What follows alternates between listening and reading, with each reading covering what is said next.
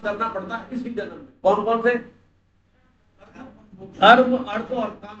पुराने शासक में थे धर्म और मोक्ष, तो ये पूर्व जन्म से नहीं है, इसी जन्म में करने पड़ेंगे अर्थ और काम। ये तो जीव को मिल रहे हैं, जंतुओं को मिल रहे हैं।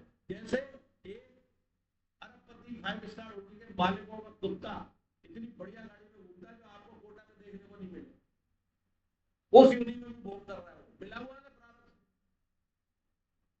और एक ब्राह्मण के घर में, ईमानदार घर में पैदा हुआ और सात्विक कर्म में जन्म में पूरे परिवार के उसके लिए, लेकिन रोटी के लिए होता है, प्रारब्ध खराब।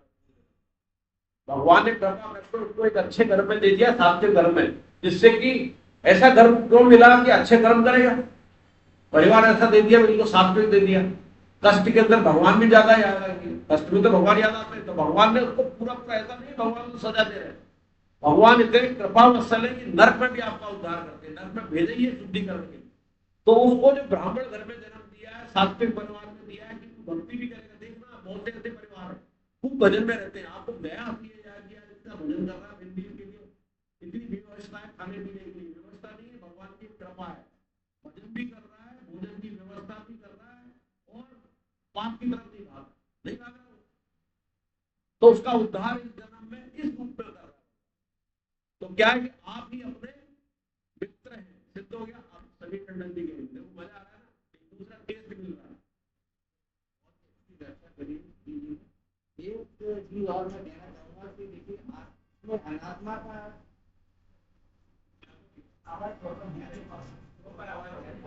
ये भाई इसमें बैठ लगा मेरा कहना है कि अनात्मा से क्या तात्पर्य है। अभी ये ने बताया लेकिन बताइए अनात्मा से क्या मतलब है नहीं, जो शरीर मन बुद्धि को अपना मान रहा है, ये तो अभी चर्चा की ना, जिसने अपना माना है फिर तो की ना है, पकड़ते बात को। बहुत बढ़िया से पता पड़ रहा है कि पकड़ी के नहीं पड़ी, उत्तर नहीं दे पाए। तो आपने जिसने मान लिया वो क्या है, वो अनात्मा, शरीर संसार को नश्वर को अपना मान लिया, वो लायक नहीं है, अपना भगवान के लायक नहीं है, वो जीव आत्मा के लायक है, 284 लाख। तो ये उस जीव आत्मा की बात कर रहे हैं जो पुराने साधन जानते हैं, जो 15 अध्याय में सामने भगवान की, इसलिए घूमरा चक्रों में अभी भी हमारे अंदर कूट कूट के भरा है, कूट कूट के जहाँ पढ़ रहे हैं बहुत अच्छा लग रहा है, नीचे उतरते ही कोई कुछ कह दे, देखो मनुष्य जीवन में वो इनको साथ मिला है विवेक और कर्म पर अपनों के व्याख्या जो रोज दी है कर्म और विवेक, और विवेक के द्वारा हमें क्या करना है और क्या नहीं करना है ये हम तय करते हैं। और हमें भगवान में शुरू से ही अभी तक हम पढ़ रहे हैं भगवत अध्याय 1 से लेकर 5 तक कि हमें भगवत प्राप्ति ही करनी है। मनुष्य जीवन क्यों मिला है सर? भगवत प्राप्ति, और इसीलिए हमें विवेक प्रदान किया है, ये भी बहुत जरूरी है। और मैं बस इन्हीं की बात को दोहरा रहा हूँ, बस थोड़ा सा डिटेल देखिए, जैसे कहते हैं कि थोड़ा सा गहराई से बताते हैं कि देखिए ये बहुत जरूरी है कि हम अपने मित्र कैसे हो सकते हैं और अपने शत्रु कैसे हो।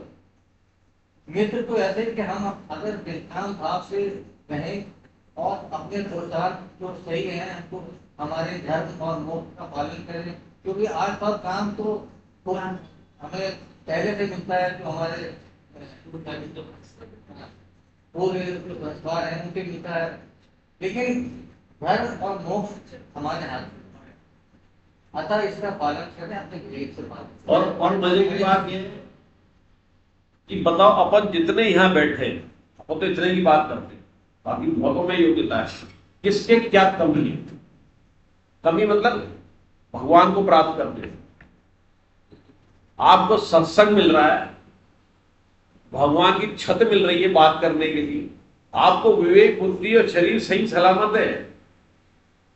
अगर बीमार पड़े होते हैं तो कहां गीता पढ़ने को मिलती, मन ही नहीं करता है, बिल्कुल नहीं करेगा, चाहे कितने ही आप गीता पढ़ लो, अगर आपके भगवान के प्रति बहुत अकाट्य प्रेम नहीं पैदा हुआ है तो आपका मन नहीं लगेगा गीता गीता में जल्दी से होगा ठीक होंगे यार, ठीक होंगे, बच जाऊं कैसे। तो आपको शरीर बढ़िया मिला हुआ है, गीता जी मिली हुई है, सत्संग का वातावरण ऐसा कहीं नहीं मिल रहा है जो आपको मौका मिल गया। इससे पहले अभी तक मिला क्या अपने को? ऐसी उपलब्धि मान रहे ना कि ये तो उपलब्धि है, और सब बात समझ में आ रही है, आ भी रही है। कहां बाधा है, कहां फैसिलिटेशन है, कहां फायदा है, कैसे बढ़ सकते हैं, तो क्यों नहीं हो रही तरक्की। और अभी अभी एक पे श्लोक पहले भगवान ने कहा कि अभी इसी समय सन्मुख हो जीव मोह जबी जन्म कोट नाथ करीब करोड़ जन्मों के बाद छोड़ दे भगवान सन्मुख तो क्या है कमी। उत्कट अभिलाषा इसमें शब्द लिखा हुआ, स्वामी जी भी कहते हैं उत्कट अभिलाषा जब तक नहीं होगी अविचारणी। और एक शब्द और आया था ना, अविचारणी मतलब कोई भी और विचार नहीं, अविचारणी विचार और कोई दूसरा विचार नहीं। और क्या शब्द आया था बताओ, 3-3.5 अक्षर का शब्द था, अनन्य। वेरी गुड, गौरव बोला तुम बोली नहीं, कुलदीप बोला। गौरव तो वैसे नाम कमा जाता, आगे बैठा दिखता ये रहता है। कुलदीप बोला अनन्य। कितने शब्द है इसमें? मैंने 3.5 शब्द बोला था। अनन्य, अनन्य मतलब अन्य नहीं, ये छोटा सा शब्द है अनन्य मतलब अन्य नहीं, मतलब आपको कुछ दिखे ही नहीं, कुछ सूझे ही नहीं, भगवान मिले, भगवान मिले। अभी आप एक कंडीशन आ जाए कि आपके घर पे आतंकवादी अटैक करने आने वाले कोई कारण से भी, और उसी क्षण ये समाचार आ जाए कि भगवान इस समय आने वाले, बोलो क्या करोगे? बाप बीवी बच्चे पोते होते सब है, तो भगवान का तो भरोसा नहीं है यार। ऐसे ही लगता है, कह देते लोग आए कि नहीं आए, आतंकवादी तो क्लियर है, मैसेज आ गया है। हाँ, सब गीता जी दरी ले जाएंगे, जाएंगे ना घर भाग के। तो ये बाबलाशा हो जाए, अर्जुन यही तो कर रहा है। अब बार बार मेरे कल्याण की बात करिए, मेरे कल्याण की बात करिए, समझ में नहीं आ रही हो, आप नहीं आ जाएगी। भगवान भी ठोक पीट के बजा के हमारे लिए कर रहा है, अर्जुन के तो आ गई है समझ, वो हमारे लिए नाटक कर रहा है, तो हमारे नहीं आएगी, हमारे 18 अध्याय पढ़ने के बाद भी नहीं आएगी, फिर अगले साल पढ़ेंगे।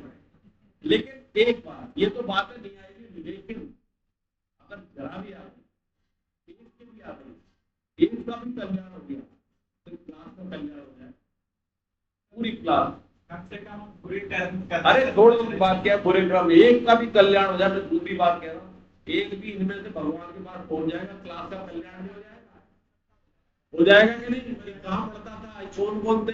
बोले यार ये तो रेगुलर आते थे, बोले रेगुलर पहले ही कभी कभी आते थे, इसको भगवान के पास मिले।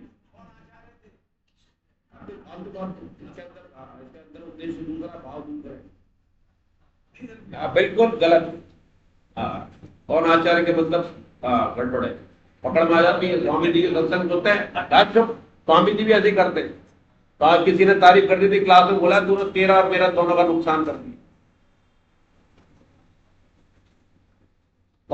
करना तो भगवान का करना, बात भगवान की हो रही है, तारीफ करनी है भगवान का करना, अपने मन में करना है कि यार उस क्लास में बुला लिया, बैठा लिया, भगवान का करना, ये सामने बोल के तुमने दिखा दिया, बहुत हल्की बात हो गई है। हरे कृष्णा, हरे कृष्णा। आगे 7वां 8वां 9वां। अब ऐसा लगता है कि समीर टंडन जी को हर बार बुला लेंगे, फ्री रहते हैं, आते नहीं, नीचे बैठे रहते हैं, ये बड़ी देखते रहते हैं, इनको बुला लेंगे भाई। इससे स्टिमुलेशन भी मिलता है, आपको भी हमें भी, सबको मिलता है।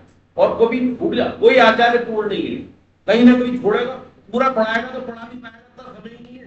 लेकिन शिष्य लोग कैसे कर लोगे 2 घंटे में व्याख्या, कैसे कर लोगे? या तो पढ़ लो, पढ़ तो लोगे, लेकिन व्याख्या में घुसोगे तो जाने कितना मिनट लग जाए। हरे कृष्ण, हरे कृष्ण।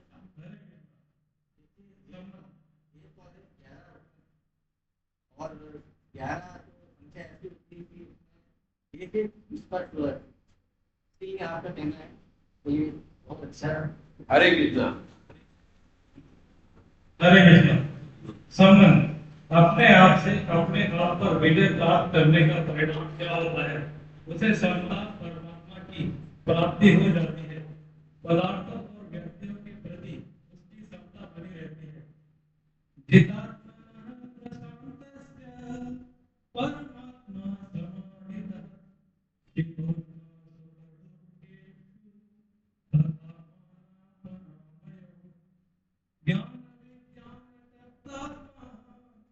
तो विदितेन्द्रिय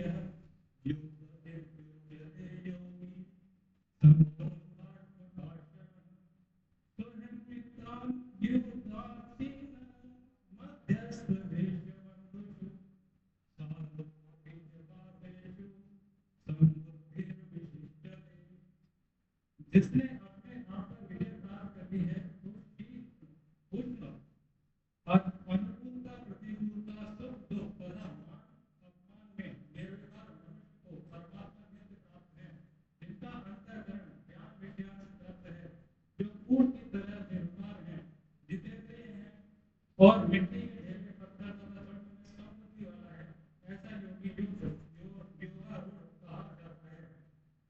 सुहृद मित्र वैरी उदासीन मध्यस्थ द्वेष और संबंधी तथा साधु आचरण करने वालों में और पाप आचरण करने वालों में भी समबुद्धि वाला मनुष्य श्रेष्ठ है।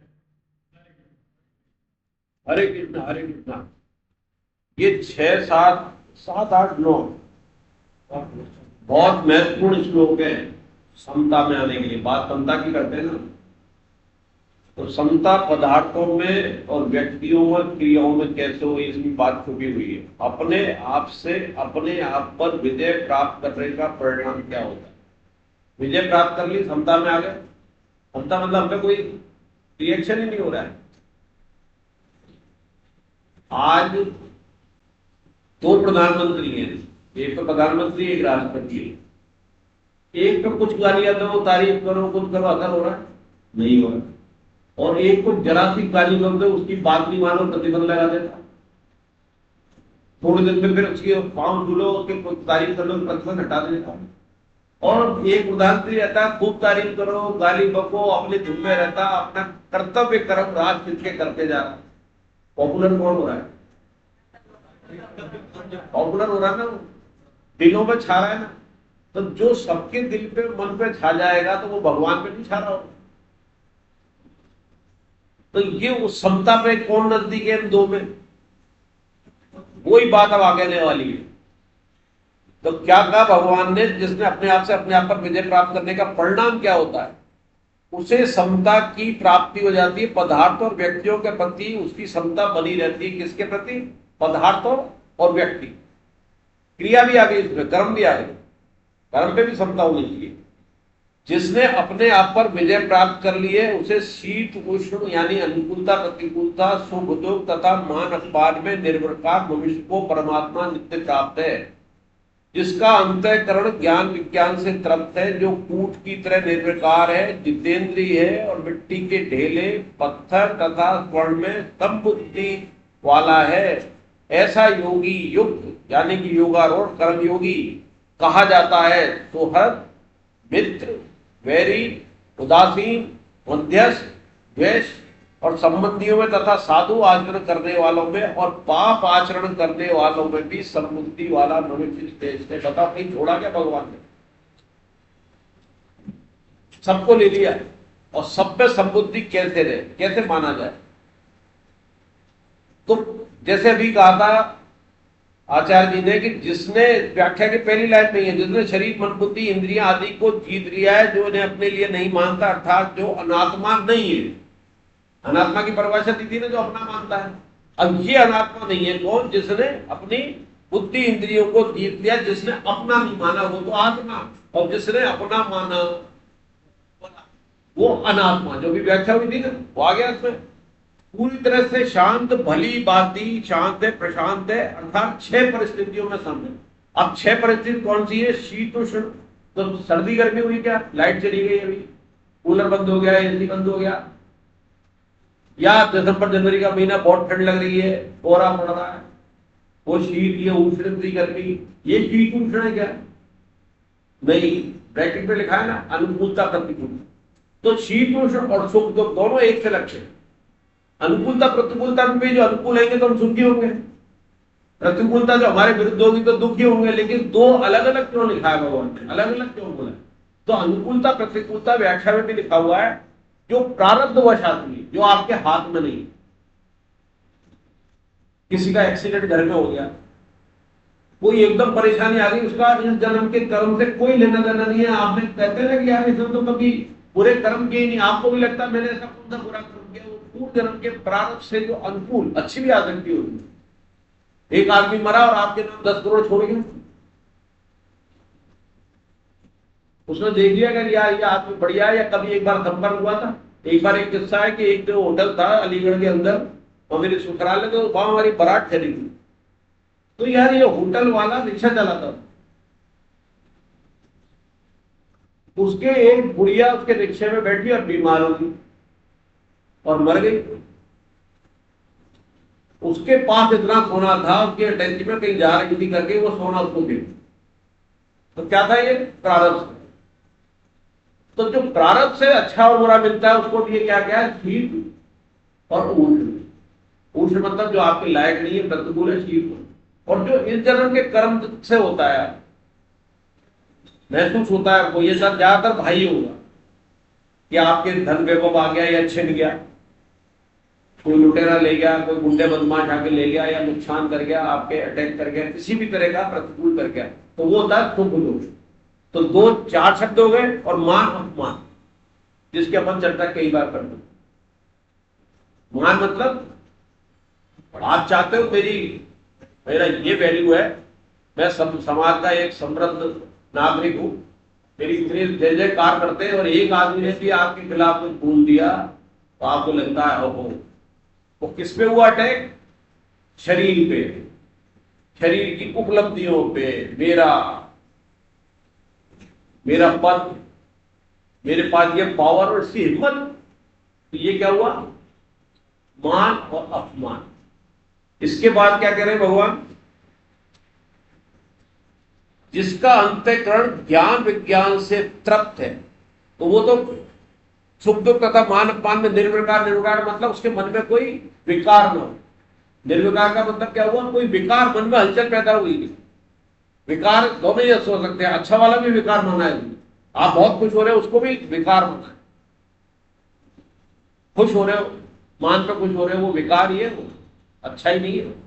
आपने उसे प्राइज दे दिया जिस लायक नहीं हो, और आप जय जय कर रहा हो रहा, आप फैक्ट्री के मालिक हो और वो आपका चमचा है और आपकी चमचागिरी करता है, तो जो लोग के उसे छोड़ के उसे आगे बढ़ा दिया, तो वो बेकार ही है, वो बहुत अच्छा काम नहीं किया आपने। तो अपने आप में निर्विकार पुरुष को परमात्मा, ऐसे को परमात्मा नित्य प्राप्त है, उसे तो पूजन पूजन करने की जरूरत नहीं है। अगर ये 6 चीजों के अंदर समता आ जाती है तो इतनी समता की महत्वता है। जिसका अंतःकरण ज्ञान विज्ञान से तृप्त है। अब ज्ञान विज्ञान की परिभाषा अगले अध्याय में, 9वां अध्याय है, उसमें अलग आएगी, लेकिन अर्थ एक ही है लगभग। तो ज्ञान क्या है?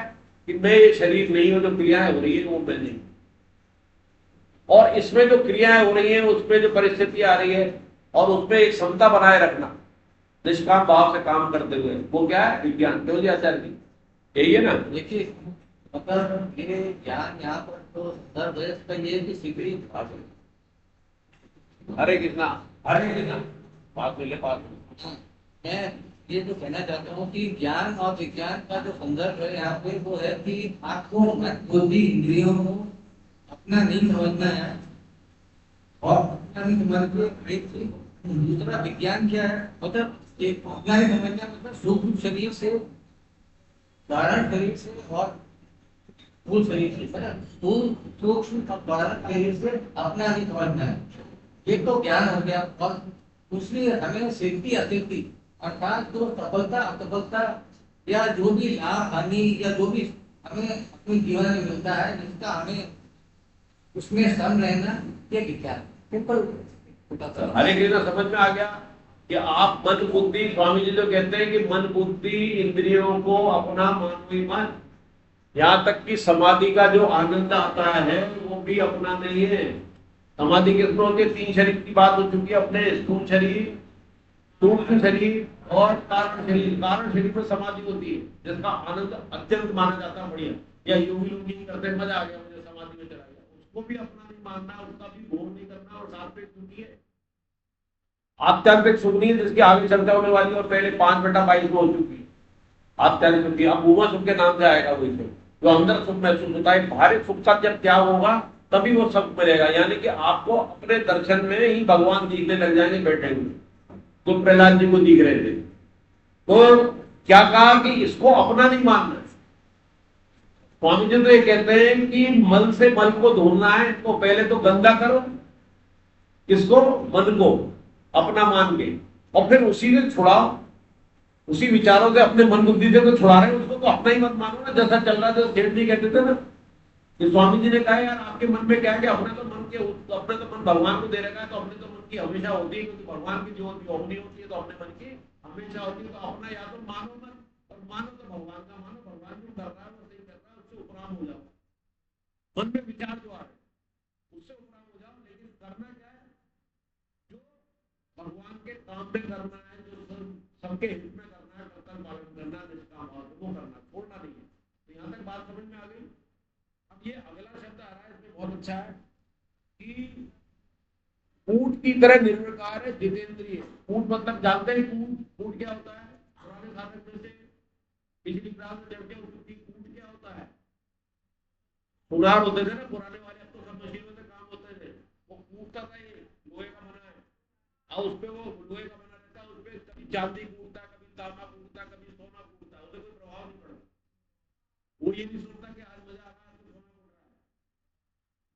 कभी लोहा भी कूद सकता है, उसमें गर्म हो गया, तो वो ये नहीं कहता रहा तो लोहा कूद रहा है। ऊंट की तरह क्या हो गया? निर्विकार सब में।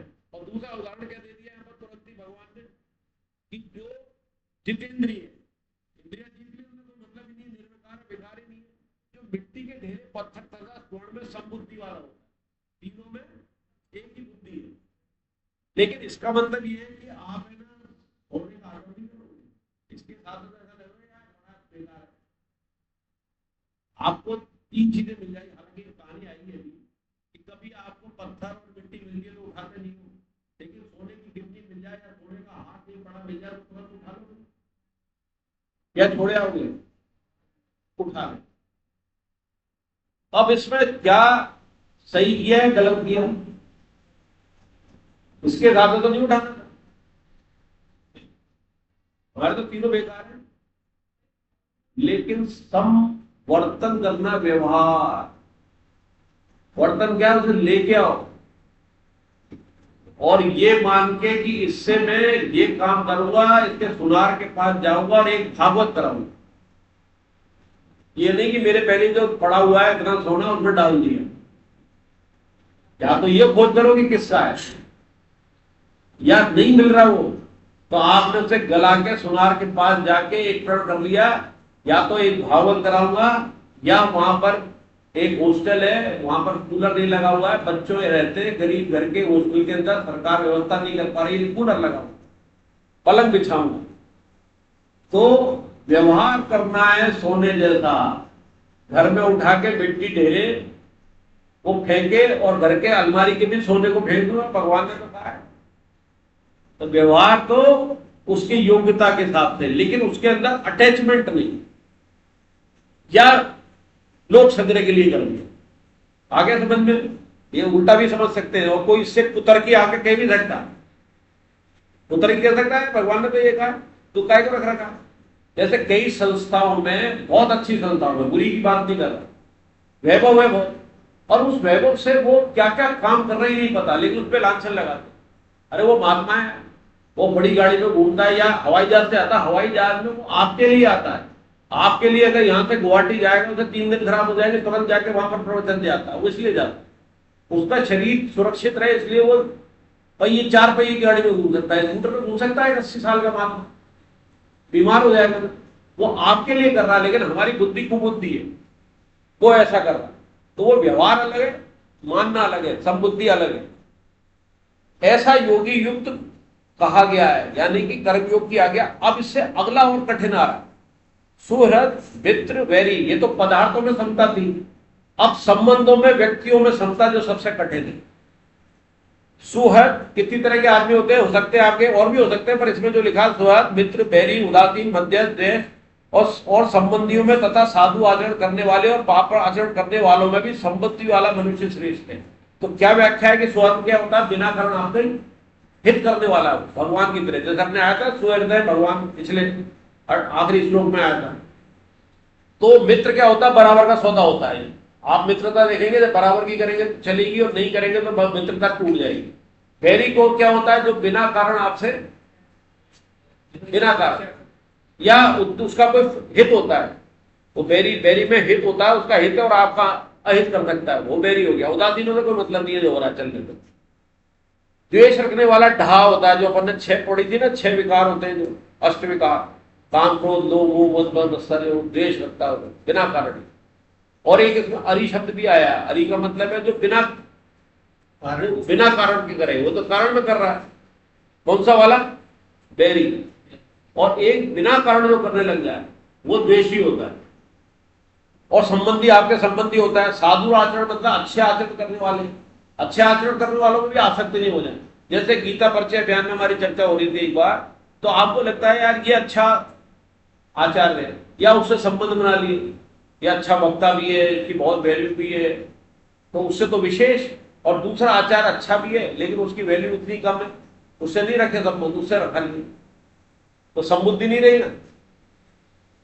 और पाप आचरण में, पाप आचरण वालों से बचाव तो करें, उसकी पाप को या तो छुड़ाने का प्रयास करें, पाप को खत्म करने की सलाह दे, या उसका उपयुक्त जगह पर, भाई इसने ये किया है, इसने मर्डर किया है, चोरी की है, उसको दंड दिलाए, लेकिन द्वेष नहीं रखे। जैसे उदाहरण के लिए भगवान ने कृष्ण भगवान ने दुर्योधन से दुश्मनी तो पाली दुर्योधन ने, लेकिन द्वेष नहीं रखा। द्वेष रखा होता तो उद्धार करते। राम जी ने रावण से द्वेष करा होता तो उद्धार करते। इसे तो यार मेरी पत्नी को ले गया, नहीं इसको मेरे पास नहीं बुलाऊंगा, बैकुंठ धाम नहीं दूंगा भैया। तो ऐसे हम कर सकते हैं क्या? हमारे साथ सेम घटना हो जाए, हमारे पास राम जी जैसी पावर हो जाए तो हम छोड़ेंगे क्या? उसकी पीढ़ी तक खत्म कर देंगे, नरक में डालो इसको। हमारे पास पावर है नरक स्वर्ग और बैकुंठ की, तो क्या करते हैं? इसको नरक में डालो। इतने साल मेरी पत्नी को रखा, इतने दिन इसको नरक में रखा। तो ये क्या हो गया? श्रेष्ठ है। अब इस व्याख्या में कई चीजें बहुत अच्छी आई है। एक तो स्वामी जी के 6 बंदर आए, गांधी जी ने तो 3 बंदर बताए, पर समता के लिए स्वामी जी ने 6 बंदर बताए। गांधी जी के ने 3 कौन कौन से बताए थे? तो ये तो कर्मेंद्रियों पे चला, कौन सी? अब ये 3 अंतःकरण वाली इंद्रियों पे बताए, तो क्या मन पे, बुद्धि पे, अंदर पे क्या क्या चला? किसी को बुरा न मानो, आ गया मन में, किसी का बुरा न करें और किसी का बुरा न सोचे। ये 3 और भगवान साहब स्वामी जी ने जोड़, ये 6 कर देंगे तो पूर्ण होगी हमारी समता में आने के लिए। तो हमारे प्रति कोई द्वेष करेगा, बुरा करेगा, तो हम उससे बचाव तो करेंगे, जरूरत हो तो उसे सजा भी दिलाएंगे। दंड नीति भी भगवान की नीति है। अगर ऐसा होता दंड दिलाना, तो दंड न्याय युक्त दंड भी जरूरी है, उसको सुधारने के लिए, समाज को सुधारने के लिए।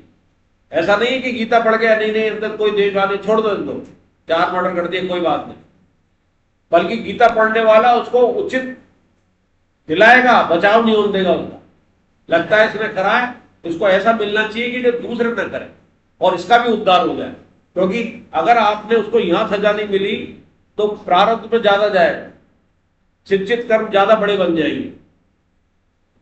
तो जितने अपन यहां काट लेते हैं वो सिंचित में कम जाते हैं, पर सिंचित में मजूरी में जाते हैं कि हम कम काटते हैं, क्योंकि हम जितने अपराध कर रहे हैं उतने समाज में दिखाई दे ही नहीं रहे, सजा मिलता नहीं। यानी कितने अपराध करते हैं, अपनी सजा अपने आप को ही देने लग जाए प्रायश्चित के रूप कि मैंने यार ये अपराध कर लिया, इसका प्रायश्चित, गलती हो गई मेरे से, क्या प्रायश्चित करें? अच्छा कर्म करें। प्रायश्चित भगवान के सामने टोक लगा कि गलती हो गई, आगे नहीं करूंगा, तो भगवान सुन लेंगे, बशर्ते वो दोबारा न करे। और उसके बदले में भाई गरीब की मैं सेवा करूंगा, इसके लिए ये करूंगा, पुण्य काम भी कर दिया, पता पढ़ने नहीं दिया, नहीं तो फिर उसका मिल गया यश, फिर पुण्य से बनेंगे। और भगवान से मेरे माफी मांगी कि तू जानता है या मैं जानता हूँ ये अपराध मेरे से हो गया है, अब आइंदा नहीं करूंगा, मजबूरी वश या अज्ञान वश कर गया, भाव में कर गया। और उसके प्रति, जिसके प्रति किया है, उसको कुछ न कुछ फायदा पहुंचाता हूं बिना बताए, या सात्विक कर्म कर दो। हरे कृष्णा। इसमें करुणा भाव वाला एक बहुत अच्छा है, मैत्री भाव, करुणा भाव, ये पतंजलि के, ये बहुत अच्छे लिखे हुए। इससे क्या कभी आपके द्वेष नहीं आएगा कि जो आप जैसा है उससे तो मैत्री भाव रखो, जो आपसे ऊंचा है उससे आपका द्वेष भाव आता है, ईर्ष्या होती है, तो उसमें लिखा करुणा भाव, इसके प्रति क्या रखो? नहीं, मुदिता भाव। करुणा भाव तो उनके लिए जिनके कष्ट में है, लेकिन जो आपसे श्रेष्ठ है उनके प्रति मुदिता भाव मतलब आनंद का भाव रखो। अरे वाह वाह, आगे निकल रहा, वेरी गुड वेरी गुड। ऐसा हमें भी करना चाहिए, कोई बात नहीं, इसका आदर्श को आदर्श मान के करेंगे, ये नहीं ईर्ष्या करें, अच्छा इसने कर लिया मैं नहीं कर पाया, उसकी तारीफ भी करो, मुंह पे सबके बीच में भी तारीफ करो, अकेले में भी तारीफ करो, मन में भी तारीफ करो, मुदिता भाव हो गया। उपेक्षा भाव, आपको लगता है कि ये दुष्ट प्रकृति का है, पाप कर रहा है, सुधारने की बात भी नहीं मान रहा, उससे उपेक्षा बचो, ये उपेक्षा भाव हो गया। अब करुणा किसमें, जो बहुत दुखी है, परेशान है, तो मदद भी करो और उसके प्रति भाव पूरा होना चाहिए, करुणा। हरे कृष्णा। ठीक है, आगे बढ़े, तेईस करते हैं। 10वां संबंध कर्मयोग से जिस समता की प्राप्ति होती है वही ध्यान योग से भी प्राप्त हो सकती है। अतः श्री कृष्ण युद्ध जैसे विषम अवसर पर भी ध्यान योग हेतु आवश्यक प्रेरणा करते हैं, क्योंकि अर्जुन ने अपने कल्याण की बात पूछी है, इसलिए भगवान कल्याण के सभी साधनों का वर्णन विधान करते हैं। हरे कृष्ण। योगी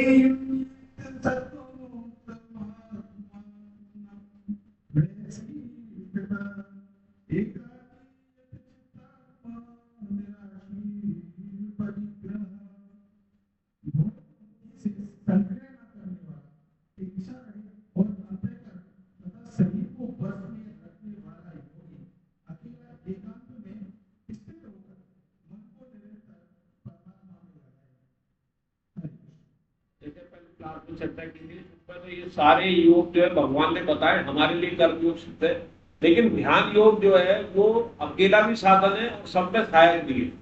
अगर ध्यान योग करेंगे, मन में शांति आएगी, कंट्रोल करेंगे तो कर्म योग भी सिद्ध हो जाएगा, करने में आसानी हो जाएगी, ज्ञान योग भी हो जाएगी। तो भगवान सारे साधन बता रहे हैं, करने के लिए कह रहे हैं कर्म योग बार बार अर्जुन से।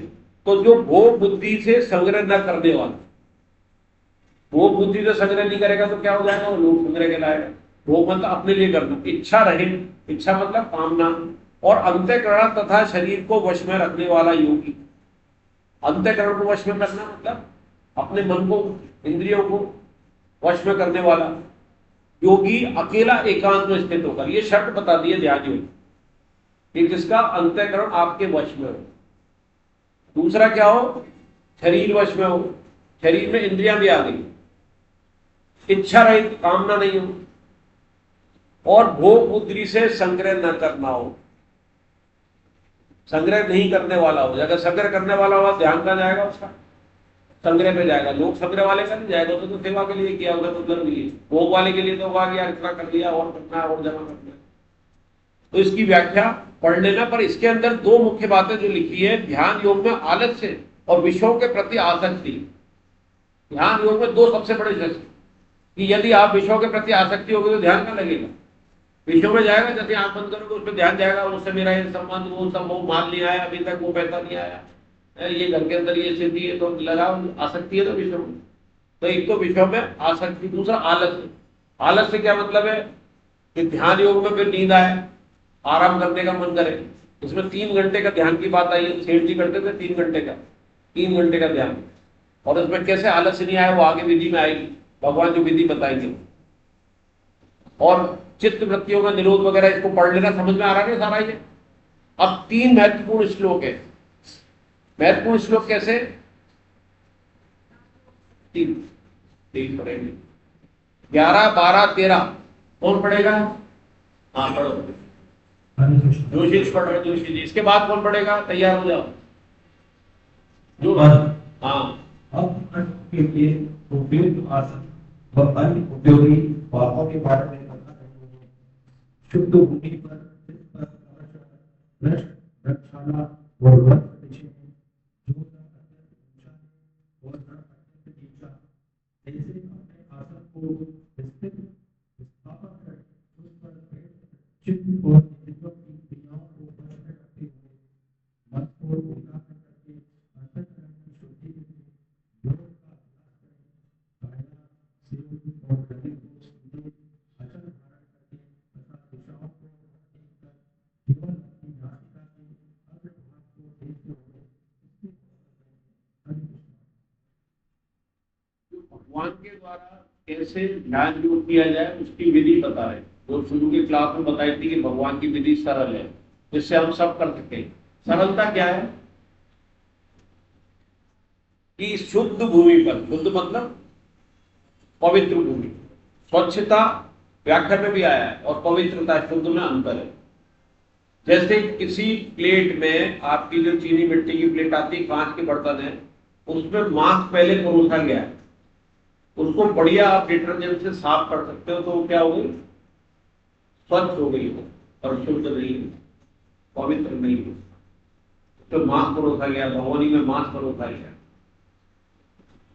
और उधर एक शंख है, सीप है, वो क्या है, हड्डी है, हड्डी है ना, लेकिन शास्त्र के अनुसार वो शुद्ध है। गाय क्या है, पवित्र है। कुत्ते को कितने नहला दो वो स्वच्छ है, लेकिन पवित्र नहीं है। तो ये अंतर है। शुद्ध भूमि मतलब पवित्र भूमि। पवित्र भूमि का मतलब है जिसपे कोई अनाचार नहीं हुआ। कुरुक्षेत्र पे क्यों युद्ध कराया, पहले तो देखा गया यहाँ यज्ञ हुए थे कुरुक्षेत्र। और एक प्रसंग भी पिछली क्लास में सुनाया, तो बड़ा लंबा है, पहले सुनाया हुआ था कि वो मेड़ पे वो आदमी लेट गया और पानी नहीं आती है, पिछली क्लास में सुनाया था। तो वो शुद्ध भूमि थी। उस पे क्रमश है, मृगशाला, पहले तो कुश, फिर मृगशाला और वस्त्र विष्णु। तो कुश जो अपने पूजा दिनों में यज्ञ किए हो, तो देखिए वो सफेद रंग की एक हाथ आती है, वो वराह अवतार में भगवान के निकले थे वो। तो द्वारका के इलाके में मिलती है, वहां भी मिलती है, 4 धाम में। अब तो सब जगह पैदा करने लगे क्योंकि व्यापार भी होता है। तो वो होती है कुश, वो भात मिल जाती है बाजार में। वृक्षशाला, वृक्षशाला का मतलब वृक्ष है, लेकिन आपको वृक्षशाला नहीं हो तो कंबल भी बिछा सकते हैं, सूती कपड़ा भी बिछा सकते हैं, और वस्त्र बिछे हो, जो ना अत्यंत ऊंचा है और ना अत्यंत नीचा। क्यों? ऊंचा होगा तो अपने को ध्यान लगा रहेगा गिर नहीं जाए। अगर नीचे होगा जमीन में कीड़े मकोड़े आ जाए, धूल मिट्टी आ जाए, नीचे स्थान पे बैठे, तो थोड़ा सा ऐसा हो कि तो गिरे, और न इस तरह का ध्यान हो। आसन को स्थिर स्थापन करके, स्थिर जगह पर ही मूवमेंट नहीं हो, बैठकर चित्त और इंद्रियों की क्रियाओं को वश में रखते हुए, इंद्रियां संयमित हो, चित्त आपका संयमित हो, जो कोई विकार पैदा नहीं हो। मन को एकाग्र करके अंतःकरण की शुद्धि के लिए, बहुत इंपॉर्टेंट। और योग में मन की एकाग्रता पर जोर दिया जाता है। और यहां किस पे दिया जा रहा है? मन को तो एकाग्र करना है, मन की एकाग्रता के बिना आगे हम कुछ नहीं कर सकते। तो मन को एकाग्र, मन की एकाग्रता को ही और योग में सब कुछ मान लेते हैं, पर मन तो एकाग्र उसमें भी हो जाता है जब बुरा काम करते हैं, सारा ध्यान उसमें लगा रहता है। जब चोर चोरी करता है तो उसका मन बहुत एकाग्र होता है, उसका केवल एक ध्यान रहता है, ये चोरी करूं और किसी को पता नहीं पड़े। इतना एकाग्र होता है, किसी को पता नहीं पड़े, चोरी सफल करूं। पर उस समय मन, अंतःकरण थोड़ी शुद्ध है उसका, भूत भाव तो चोरी है। तो अंतःकरण की शुद्धि के लिए योग का अभ्यास करें। तो भगवान का योग जो है अंतःकरण की शुद्धि पे जोर देता है। काया, सिर और गले को सीधे अचल धारण करके तथा दिशाओं का न देखकर केवल अपनी नासिका के अग्रभाग को देखते हुए स्थिर होकर बैठे। कितनी बढ़िया बात है, ये सबसे इंपॉर्टेंट लाइन है, सबसे इंपॉर्टेंट। आसन हो गया आपका, बैठ गए, लेकिन और सब योग के अंदर ये नहीं है। जो आंख खुली है और कितनी थोड़ी सी, उसकी बहुत बड़ी व्याख्या इसमें लिखी है। कैसे कि अगर आप आंख बंद कर लोगे पूरी तरह, तो आप देखना आंख बंद करते ही विचार आएंगे, आते हैं। आंख बंद करो तब के विचार आएंगे, आते ना, कोई बात आएगी, सीन दिखाई देने लग जाएगी। और पूरी खुली रखोगे तो जो दिखाई दे रहा है वो आएगा। सारा कमरे में बैठ जाओ तो आपको इधर उधर की दिखेगी। तो भगवान ने क्या क्या, नासिका पर दृष्टि डाली। साइंटिफिकली भी बहुत बढ़िया हो रहा है कि दोनों आंखों की पुतलियां नाक के टिप पे आ गई। बंद नहीं करनी है, हल्की सी खुली रखें और ये नाक की टिप, तो आपको केवल नाक की टिप दिखाई देगी। दोनों आंखों को आपने आज्ञा दे दी, सबकी एक दृष्टि हो गई। तो इससे क्या फायदा होगा? एक तो विचार नहीं आएंगे, दृश्य नहीं आएंगे बंद करके, दूसरा नींद नहीं आएगी। हाँ, बहुत देर बंद करेंगे तो देखना 10-15 मिनट में नींद आने लग जाएगी। जैसे जैसे आनंद मिलेगा, विचार आएगा तो आपको नींद आ जाएगी, और आपका आनंद भी मिल रहा है और ध्यान ये है कि टिप देखनी है, तो नींद नहीं आएगी, क्योंकि आपने बुद्धि को, मन को कहाँ लगा दिया कि तेरे को नाक की टिप देखनी है।